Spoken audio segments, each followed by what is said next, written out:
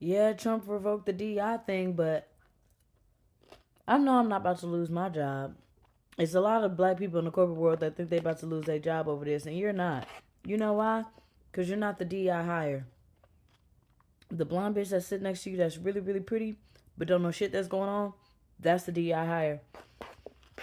The old man that's sitting in the corner and don't know how to work Microsoft, that's the DEI hire. They didn't hire us till they knew we could do the job forward, backwards, upside down, and in our sleep. Okay?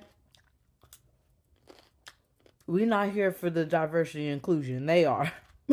Chile, I have to agree with this woman. I have to. Now, let's get into this conversation. First of all, I am missing a bunch of earrings, but only in this ear. I don't know how that be happening, but that's why I always be getting cheap earrings from Shein and the beauty supply, because they gonna go missing anyway, right? But, y'all, I have to agree with this woman. Now, a lot of people have been calling me out because they was like, Flower Tower, didn't you vote for Trump? So, like, what's tea? Like, what you got to say about all this? And, oh, we about to get into that.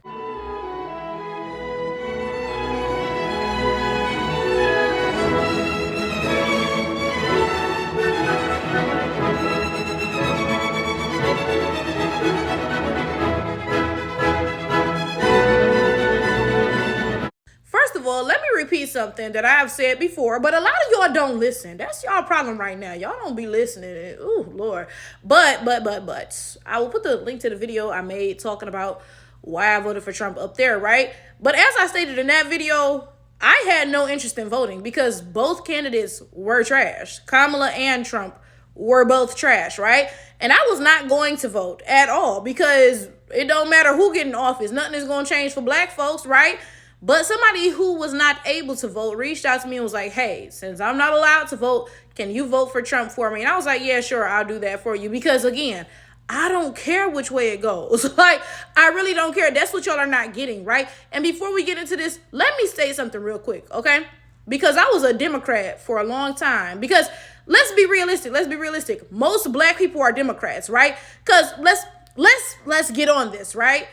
With black people, we like to pretend that the Democrats care about us and the Republicans don't. That the Democrats are the good guys and the Republicans are the bad guys, right? But the scary reality is that neither of these parties cares about us. Like, y'all want to know what Trump said that was like, you know how somebody say something and it just completely changes your whole perspective? It's like a puzzle piece clicks into place or something. Like, everything was all jumbled up and then you press that puzzle piece into space. You're like, oh, clearly that fits right there. Like, that just made everything make more sense, right? Donald Trump was doing some interview when he first ran for president, the first attempt to be president. And the person asked him something like, oh, like, why should black people vote for you? Like, what are you going to do for black people or whatever, right? And Trump said to that person, y'all might as well vote for me. Y'all been voting Democrat this whole time, and y'all have the worst schools, the worst housing, the worst jobs, the worst healthcare, the worst everything, right? And when I tell y'all, that was such a like eye-opening moment for me because my entire life I'd been strictly Democrat. Like most black people, I was like Democrat. The Republicans are racist. Like, we're Democrats, right? But then when Trump said it, I was like, you got a good point because like it don't matter who we vote. Black people are going to get the shit end of the stick every single time. That did it for me. Trump ate with that just a tad bit, little sad bit, little, you know what I'm saying? Now, this is my thing. Maybe I will get to the point in Trump's presidency where I'm like, dang, I messed up. Like I should have voted for Kamala. Like, you know what I'm saying? But at this point, I am not there yet. So let's get into this discussion. In fact, let's start off with all these executive orders Trump has been signing, right? And the one that I want to focus on for the purposes of this video. Now, if y'all have something else y'all want me to respond to, go ahead and drop it in the comments, right? But it's the fact that Trump signed an executive order trying to get rid of the Equal Employment Opportunity Act of 1965, and everybody's been talking about, oh, like, this is going to do black people bold, like, black people who voted for Trump. Like, what do you have to say for this? And I'm going to tell you exactly what I have to say for this. I'm going to share with you a story about something that happened to me in 2021 when Biden was in office and the Equal Opportunity Employment Act was still well in effect. In 2021, not 1821, not 1921, 2021, right? I went in for a job interview, and there was a white woman interviewing me, right? Now, this is the thing about me. I'm very charming. Like, I really am. So I do very well with interviews, right? So at the end of this interview, she says, oh, let's talk about the appearance standards, right? So I said, oh, okay. Because I'm thinking she's going to say, like, oh, no denim jeans or whatever, right? So she says, yeah, no dreadlocks or cornrows. So I'm sitting there looking at her because I had dreadlocks in my head at the time, right? And I'm like, huh? So she's like, yeah, no dreadlocks and no cornrows, right? So I get up and leave, okay? And this is what I do, because I'm smart. I be thinking, like, right? I said I need to get them to admit to that in writing, because there's no way I can sue them with just word of mouth. Oh, they said this. Clearly they can just deny that, right? So I emailed the company and I said, yeah, I came in for an interview today and I was told that the appearance standards did not allow dreadlocks or cornrows, which is clearly racially motivated. So I would like to withdraw my application. I do not want to be considered for this position any further, right? So they replied to me and they admitted that they had said that. They were like, oh, golly gee willikers, that's not the intent of the appearance standards, right? Okay. So, yeah, that was it. They admitted to it. I took that. I went to the EEOC and I sued them, right? And would you believe the EEOC said, oh, that don't mean it was discriminating. That don't necessarily mean black people. Dreadlocks and cornrows don't necessarily mean black people. Like, come on, right? Now, again, this was 2021 when Biden was in office, the good Democrats, right? This was 2021 when the Equal Opportunity Employment Act of 1965 was well in effect, right? And yet I was denied a job because I had dreadlocks in my head, right? Now, this is my thing. How many times have we seen black people have the discussion about our names and how we give our children stereotypically white-sounding names so that they will have an easier time navigating this white supremacist society, right? So literally, you will hear black people say, oh yeah, I named my child Becky because I know when she applies to a job, right, if she has a clearly black sounding name like Shaniqua or something, her application is going to be thrown into the trash, right? How many conversations have we heard like that? And in fact, how many of us are like our children named after that fact? Everybody talks about how I have such a white name, Rachel Smith. I wonder why, right? So my thing is this though, right? We have been naming our children white names so that they can avoid hiring discrimination for generations, right?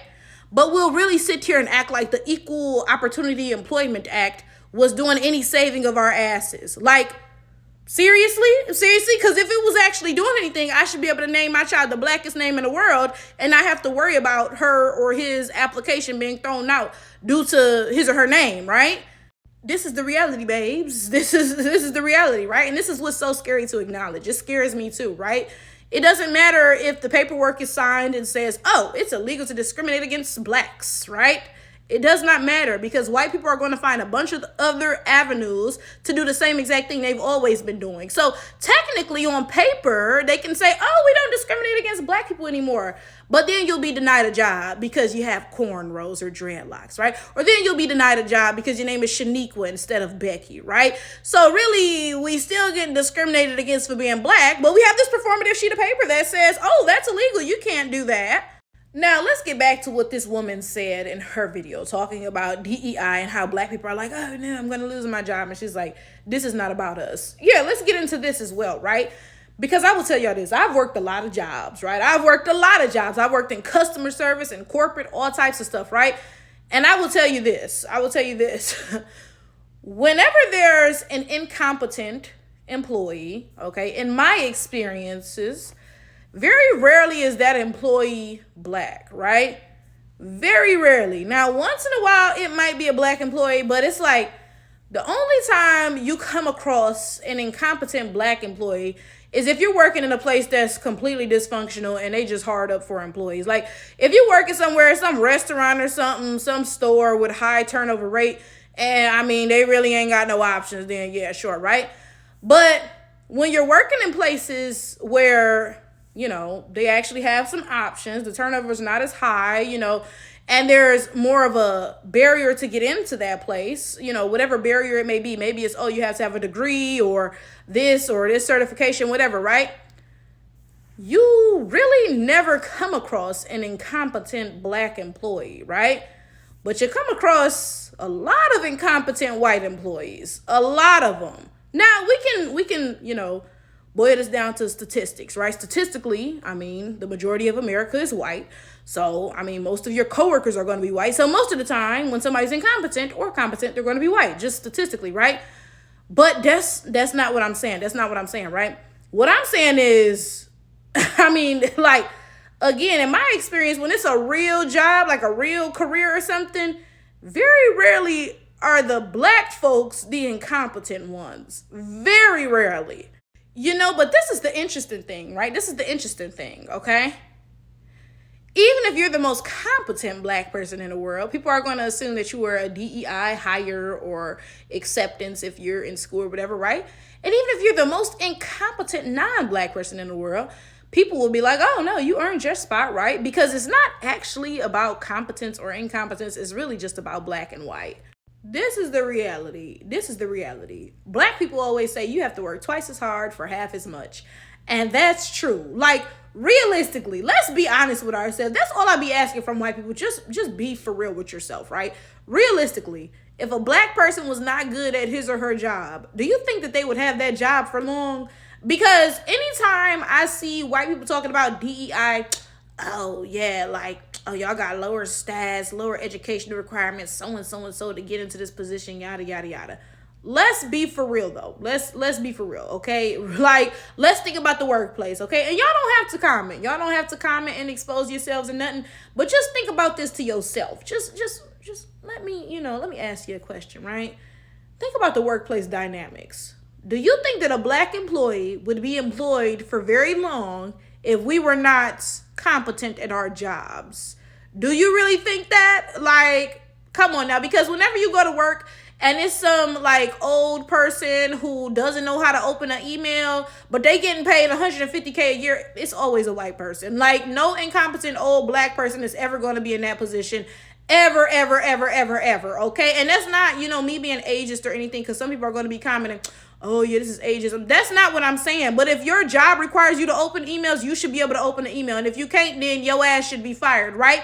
But these incompetent old white people never get fired because again, the DEI is not about black people. It's never been about us. What workplace you going in, realistically, like a real career workplace where the black people are not good at their jobs and they keep their jobs?